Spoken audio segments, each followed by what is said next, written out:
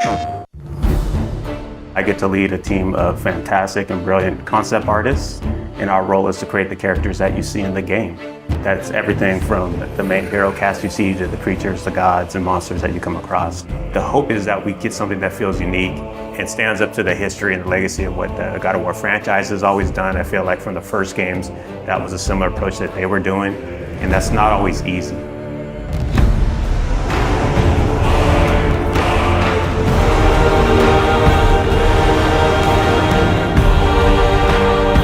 My name is Raf Grassetti. I'm the art director for God of War Ragnarok. Hi, my name is Marissa Coppert. I am a character technical artist. Hi, my name is Angela Rico, and I am a senior character artist in God of War Ragnarok. Hi, I'm Della Longfish, and I am the lead of the character concept team at Santa Monica Studio. Come in. What in all yarns me that happened to him? As a character technical artist here at SMS, I rig most of the characters and props that you see throughout the world.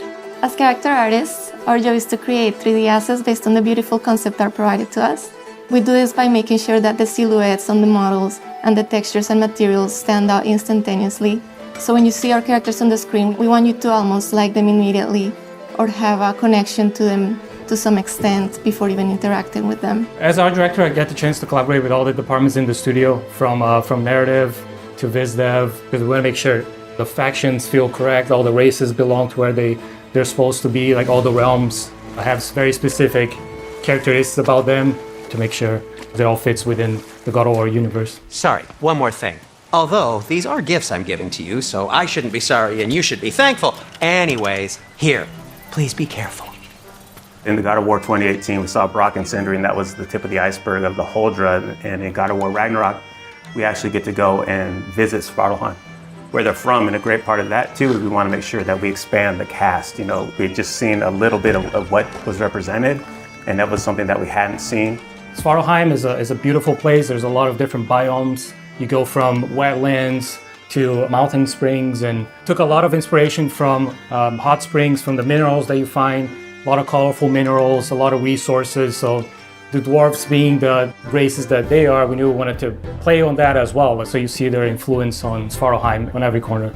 It's a realm where you're going to find a lot of water environments. There's quarries. It's a very industrial city. It's very organized, and you can see all the dwarves putting all the work into creating this great city where they live in. Knowing that they're blacksmiths, that was kind of reflected within their clothing. And you see that within the houses and every inch. We want to make sure that both the environments and characters had a cohesiveness that felt like every inch of it felt like it went together and was designed specifically by them.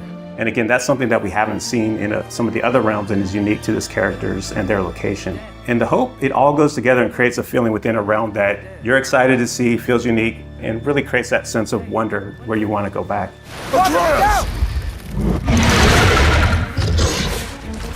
When designing a character to match the geography around it, first it's definitely dictated by the viz dev team and the narrative team and the story team. They make sure the character is designed for features that fit in with what they need. When designing the Grims, we took a lot of inspiration from the environment. So we took a lot of inspiration from lizards, creatures that kind of belong to that environment. They have those big claws. There's small critters to the big ones, and really building up that race, making sure they kind of belong and that realm felt lived in and that ecosystem felt like very diverse. Making sure that it feels natural and believable is a big part that goes into the design elements. So our artist, Stephen Oakley, pulled a lot from the environment concepts that Luke Berliner and his team were doing and pulled a lot of those into actually the skin texture, even the bulk and volumes that you see in the characters. So it really does feel like not only do they belong in there, but you're able to see them and they stand out for the combat experiences with the character.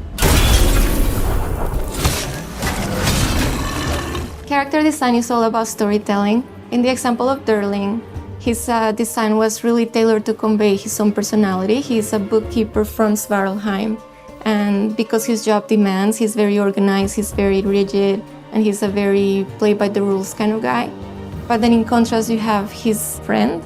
So when you see Durling connect with his pet, we see that he's not all just this rigid librarian guy, but that he's got a softer side to him. I do believe that we're all storytellers, no matter what we do, even in the tech side of things. I mean, we work to make these characters that then tell a story, and we can also kind of put those features and traits on our rigs.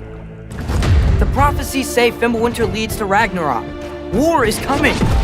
Svartalfheim, the dwarves, working with different races from different realms, so definitely seeing Ragnarok and the impact of that into the realm, it puts them into this position that's very interesting to see which side they take and things that they're building. So as you go through the level, you find out a lot more about this race and the political situation that is happening while Ragnarok and Fimbulwinter is taking place. Hey, dwarves! Oh.